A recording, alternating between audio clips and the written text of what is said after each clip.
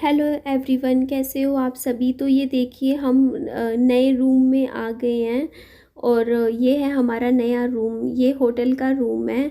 यहाँ पे देखिए विहान है, पापा जी हैं, मैं हूँ, हम तीनों आए हुए हैं। भाई के साथ कार में आए थे। एक्चुअली हुआ क्या था कि रात का टाइम था, करीबन लेट हो रहा था, 8 बज रहे होंगे। तो वो विहान को लेने आए, बोलता कि ना विहान को दे दे मुझे। तो मैंने कहा मैं साथ चलती हूँ। तो मैं आई तो पापा जी कार में ही बैठे हुए थे और पापा जी को बहुत तेज ना ठंड लग रही थी, कपकपी चढ़ रही थी, एक कंबल ओढ़ रखा था पापा जी ने। तो मुझे कुछ समझ नहीं आया कि कहाँ जा रहे हैं। फिर पापा जी पीछे से बोल रहे थे कार में बैठे बैठे ही कि कोई होटल ले चलो, होटल चलो, होटल। तो मेरे को लगा होटल में कुछ खाना खाने पीने का प्लान होगा किसी होटल में, क्योंकि हम अपनी लैंग्वेज में ना होटल को रेस्टोरेंट को ही बोल देते हैं। तो मुझे नहीं पता था कि ये रहने वाले जो होटल होते हैं इसमें पापा जी ना आने की बात कर रहे थे। तो यहाँ पे पापा जी की ना तबीयत खराब थी और मैं पापा जी के साथ ना करीबन यहाँ 2 घंटे उनके साथ बैठी थी, क्योंकि ना मेरा भाई चला गया था कि कुछ खाने पीने का लेके आता हूँ। फिर वो करीबन लेट आया था, 10 बजे तक आया था। तब तक मैंने विहान को ना यही रिसेप्शन से एक बिस्किट का पैकेट में से 2-3 बिस्किट खिला दिए थे, पर इसने कुछ खाया भी नहीं सामान आया जब।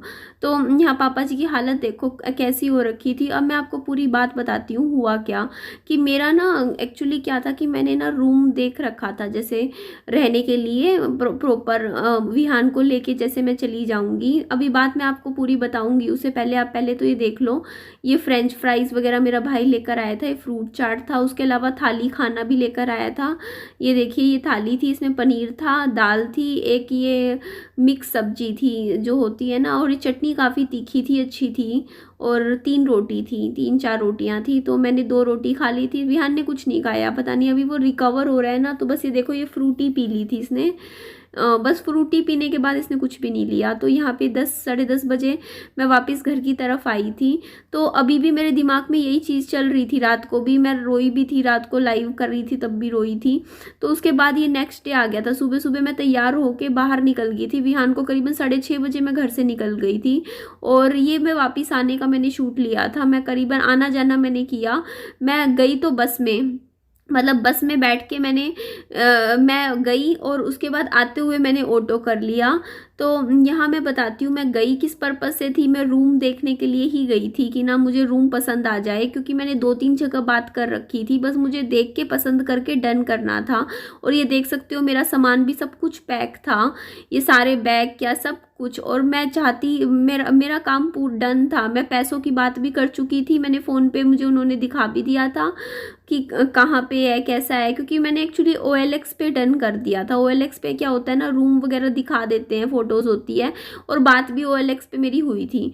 तो उन्होंने कहा था कि ना जल्दी डन कर लो, आप देख के पता कर दो, क्योंकि फिर वो साथ के साथ हमारे चढ़ जाते हैं कमरे। तो यहाँ पे मेरे को काफ़ी 2-3 रूम्स देखे थे मैंने। एक कमरा देखा था, वो था 4500 रुपये का था, अच्छी जगह था। एक था 3800 रुपीज़ में था, उसमें किचन नहीं थी, सिर्फ रूम और बाथरूम टॉयलेट था। तो इस तरीके से था। तो मेरे को बोला था कि ना सुबह फ़ोन कर लेना और फ़ोन करके आ जाना।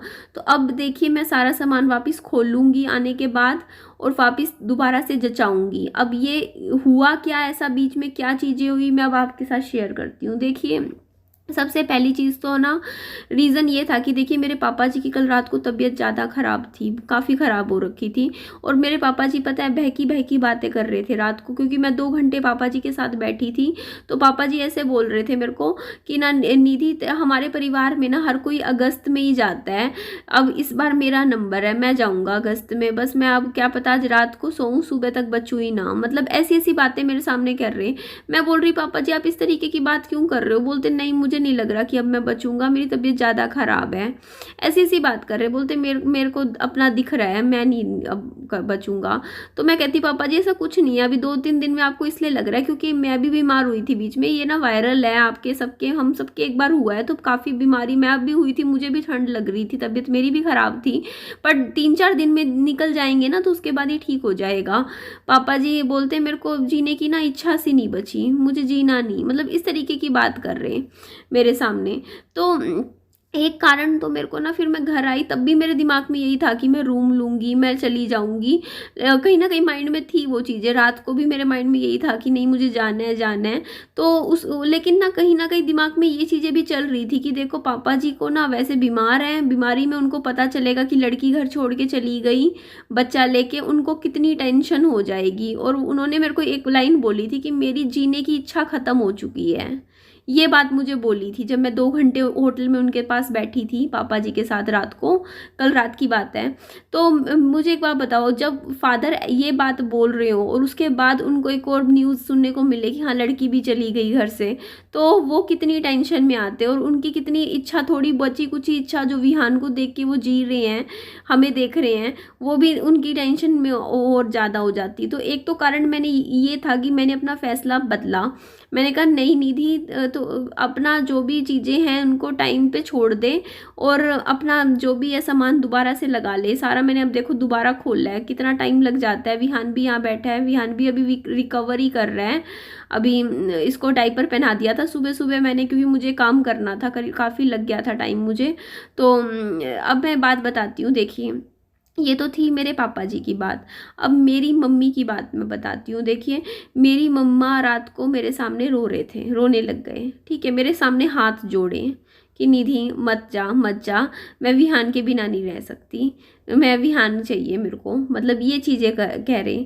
तो मेरे मन में ना उस टाइम भी कहीं ना मैंने रात को एक बार मेरा मन बदल गया। मैंने मम्मा को कह दिया कि नहीं मम्मी ठीक है मैं नहीं जा रही हूँ, नहीं जा रही, कहीं नहीं जा रही हम। तो उसके लेकिन बाद जैसे ही मैं सुबह हुई ना, सुबह होते ही फिर से मेरे दिमाग में वही चीज़ें चलने लगी कि मम्मा मेरे को बोल रहे कि निधि कहाँ जा रही है तैयार होके। मैंने कहा मम्मा मेरे को यहाँ नहीं रहना, मेरा मन भर गया यहाँ से, इस जगह से मेरा दिल उठ गया, मैं जाऊँगी मम्मा, बस हो गया, बहुत हो गया, ये हो गया। मैं फिर चली भी गई। मेरी मम्मी क्या कर रहे थे उस टाइम भी, मेरी मम्मी कह रहे बेटा नहीं ऐसे मत कर, मत जा मत जा। तो मैं चली गई, मैं गुस्से में चली गई। विहान को लेके सुबह सुबह तैयार करके मैं भी तैयार हुई। मैंने कहा मम्मी मैं देख के आ रखी हूँ, बस घर पक्का करके पैसे दे आऊँगी और उसके बाद फिर मैं और विहान सामान पैक के हम चले जाएंगे। हम हर हफ्ते मिल लिया करेंगे, हफ्ते में एक बार मिल लिया करेंगे, थोड़ा दूरी बना लेते हैं। तो ये बात हुई मेरी। उसके बाद मैं चली तो गई गुस्से में, बस में बैठी। तो मेरे दिमाग में जैसे ही मैं बस से उतरी ना, मेरे को ना था उस टाइम, मुझे था कि मेरे को देख के आना है, लेकिन मेरे सामने मेरी मम्मी का चेहरा घूम रहा था उस टाइम। मेरे को ये चीज़ फील हो रही थी कि देखो वो 62 साल के हैं, 60-62 की उनकी उम्र है। और एक क्या अगर मैं ये चीज़ मतलब उनके लिए, देखिए मेरी मिसअंडरस्टैंडिंग्स बहुत है मेरी साइड से, मैं अपना सच में आपके साथ शेयर कर चुकी हूँ कि मेरे दिमाग में क्या चीज़ें चलती हैं और मम्मा के दिमाग में क्या चीज़ें चलती हैं। तो मेरा मकसद ये था कि मुझे पास्ट की जो ये मेमोरीज़ हैं उनसे निकलना है, बाहर जाना है और अपने दिमाग से वो चीज़ों को बाहर निकालना है। तो मुझे वो चीज़ें बार बार आसपास सुनने को नहीं मिलेंगी मेरी पास्ट लाइफ से रिलेटेड, तो मैं उन चीज़ों से जल्दी मूव ऑन करूँगी, निकलूँगी।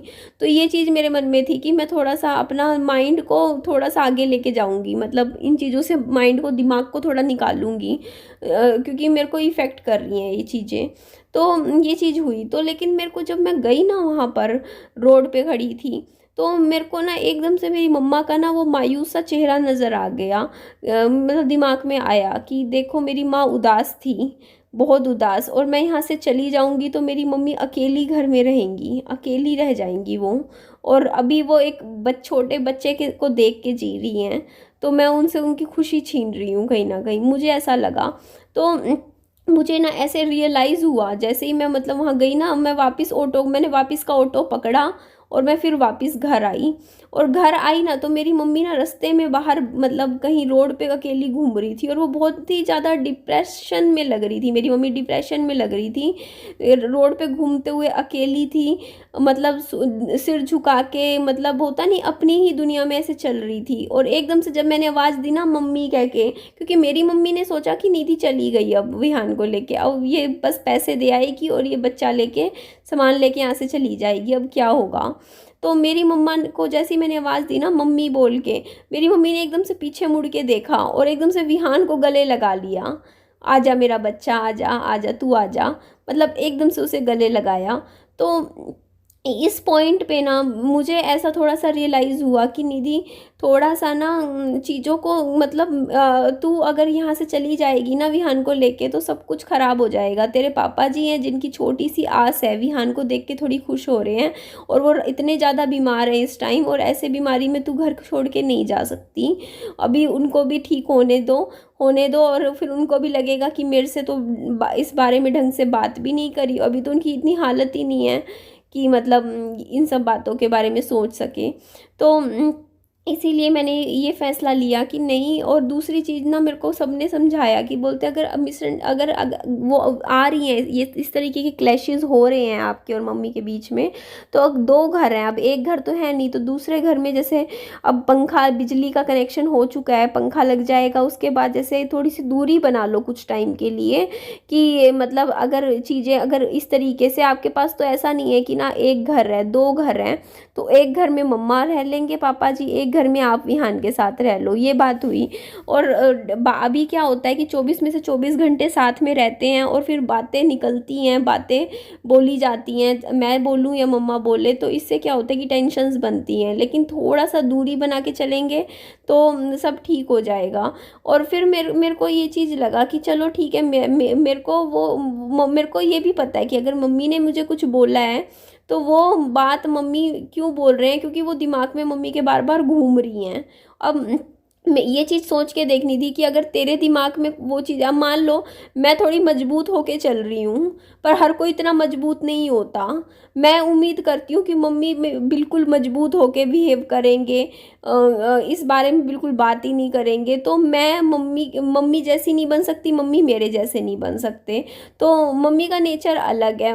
मैंने आपको ये बात बताई ना पहले भी, मैंने पिछली वीडियो में भी बताया था कि किसी किसी को जो है मतलब किसी कोई कोई ना जो अपने अंदर नहीं रख पाता दुख को, वो जाहिर कर देता है ना। और कई लोग होते हैं जो अंदर रख लेते हैं। अब मेरे साथ आप लोग मुझे खुद कहते हो कि आप बहुत स्ट्रोंग हो, बहुत स्ट्रोंग हो, तो क्यों कहते हो? क्योंकि ना मैं टूटती हूँ, ऐसा नहीं कि मैं रोती नहीं हूँ, लेकिन मैं ना काम सारे करती हूँ। आपने चीज़ नोटिस की होगी कि मैं ना, जैसे मैं रो भी लूँगी, लेकिन उसके बावजूद भी देखो मैं वीडियो भी डाल लूँगी, देखो मैं काम करती रहूँगी उसके बावजूद भी। बट ये चीज़ हो जाती है। और जैसे मम्मी का जो है वो जाहिर कर देते हैं।